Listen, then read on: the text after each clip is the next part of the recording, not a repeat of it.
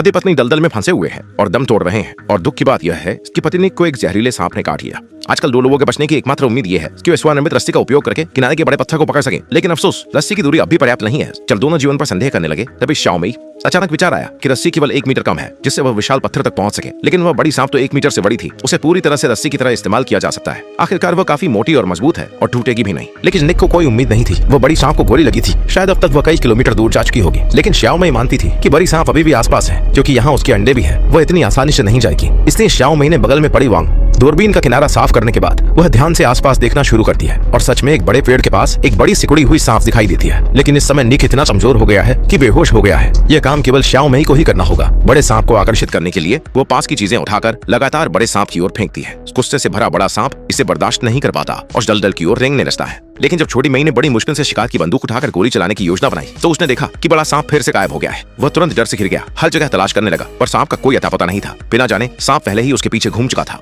छोटी सी मैह ने जैसे कुछ महसूस किया, उसने खंजर उठाकर देखा, पीछे चिकनी चाकू की धार से वाकई में जख्म पाया। छोटी सी मैह ने जल्दबाजी में बंदूक उठाई और पीछे की ओर एक गोली चला दी, लेकिन निशाना चूक गया और उसे सांप ने काट लिया। जबकि छोटी सी मैह समझ नहीं पा रही थी कि क्या करे। वो रंग बिरंगी बड़ी सांप उसे जकड़ चुकी थी और उसकी ताकत लगातार बढ़ रही थी। जब सांप उसे निगलने वाला था तो शाओमेई ने सांप के सिर को समय रहते पकड़ लिया। अच्छा हुआ कि निक भी जाग गया और उसने सांप को मार दिया। समझ गया कि उसे भी जहरीले सांप ने काटा है। छोटी मई समय बर्बाद करने की हिम्मत नहीं कर सकता। उसने तुरंत बड़े सांप को रस्सी पर बांध दिया, 9 बैल और 2 बांस की ताकतों के साथ रस्सी को फेंका, लेकिन किस्मत थोड़ी कमजोर रही। हार न मानने वाला छोटी मई कोशिशें करता रहा और आखिरकार 99 बार कोशिश करने के बाद वह अंततः किनारे की बड़ी चट्टान को बांधने में सफल रहा। इससे छोटी मई को विजय की किरण दिखाई दी। उसने इस सुरक्षा के सहारे धीरे धीरे अपने शरीर को हिलाया और मजबूत जीवित रहने की इच्छा के साथ छोटी मई का शरीर धीरे धीरे बाहर आने लगा। अंततः रस्सी के टूटने से ठीक पहले वह इस दलदल से बाहर निकलने में सफल हुआ। शाओमेई ने सबसे पहले अपने पति की स्थिति देखी। लगातार पुकारने पर बेहोश पति आखिरकार जाग गया। उसने हाथ बढ़ाया ताकि निक को किनारे खींच सके, लेकिन इस समय निक के पास बिल्कुल भी ताकत नहीं थी। यह जानते हुए कि उसकी पत्नी भी जहर की चपेट में आ चुकी है, उसने शाओमेई को जल्दी भागकर मदद लाने के लिए प्रोत्साहित किया, वरना जहर जल्द ही पूरे शरीर में फैल जाएगा। ये समझते हुए कि और रुकने पर दोनों का अंत होगा,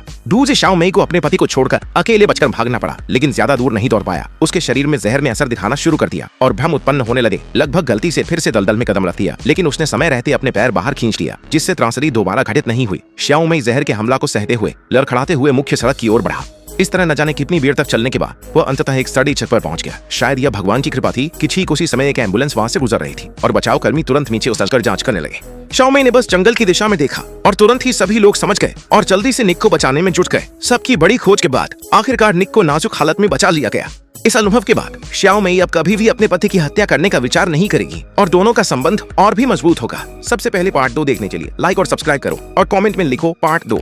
बिना सब्सक्राइब किए पार्ट 2 आपके पास नहीं आएगा।